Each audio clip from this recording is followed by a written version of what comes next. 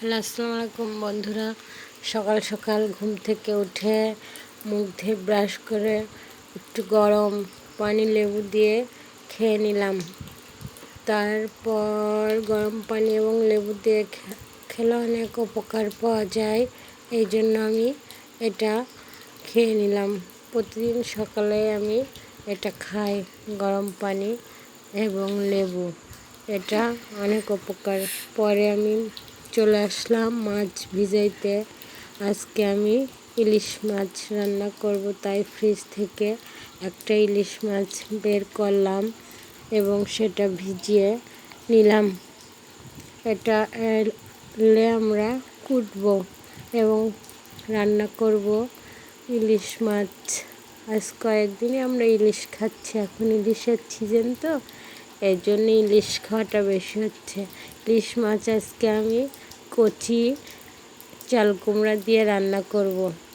চাল কুমড়া দিয়ে ইলিশ মাছ রান্না কিন্তু মজাই লাগে। একদম টাটকা চাল কুমড়া আমাদের গাছ থেকে আমি নিয়ে আসলাম এবং সাথে লাল শাক ভাজি করব, তাই সেটা নিয়ে এসে কুটে রেডি করে নিচ্ছি রান্নার জন্য। চাল কুমড়া দিয়ে আজকে আমি ইলিশ মাছ রান্না করব।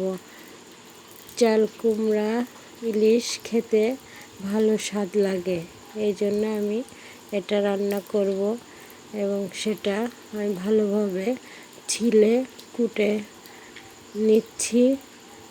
তারপরে আমি মাছটা কুটে চাল কুমড়ো দিয়ে রান্না করব। আজকে আমরা মুড়ি ভাজতেছি, তাই সেটাও আপনাদের সাথে একটু শেয়ার করলাম।